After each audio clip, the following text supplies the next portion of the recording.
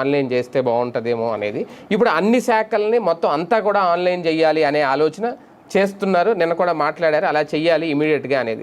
నిజంగా అది ప్రాక్టికల్గా ఓకే తలుచుకుంటూ అవుతుందేమో, దానివల్ల వచ్చే ఇబ్బందులు ఏంటి, ఎంతవరకు? బేసిక్గా మంచి ఆలోచన, దాంట్లో అభినందిస్తారు. ప్రాక్టికల్గా చెయ్యండి. ఇప్పటిదాకా మీరు చేసిన దాంట్లో ఆచరణయోగ్యంగా లేదు, ఉపయోగ ప్రయోజనం లేకపోయింది. సినిమా టికెట్లు బుక్ చేసుకోవడానికి, రైలు టికెట్లు బుక్ చేసుకోవడానికి, ఆర్టీసీ బస్ టికెట్లు బుక్ చేసుకోవడానికి, కరెంటు ఛార్జీలు కట్టడానికి, ఇంటి పన్నులు కట్టడానికే పనికొచ్చింది. అవి ఆల్రెడీ ఉన్నాయి ఆన్లైన్. ఆల్రెడీ పోర్టల్స్కి వెళ్ళాను, ఏళ్ళ నుంచి కడతాను నేనే. ఇక దాంట్లో ఏళ్ళ ద్వారా వచ్చేది ఏందా, గూగుల్ పేలో నెంబర్ కొడితే అదే అయిపోతుంది పేమెంట్. వీళ్ళ వాట్సాప్లోకి వెళ్ళి తీసుకోవాల్సిన నెసిటీ ఏంటి, అందులో నుంచి మళ్ళీ అది కూడా త్రూ అదే ప్లాట్ఫారాలకి ద్వారానే పే చేసుకోవాల్సి వస్తుంది. ఇంకేముంది అక్కడ?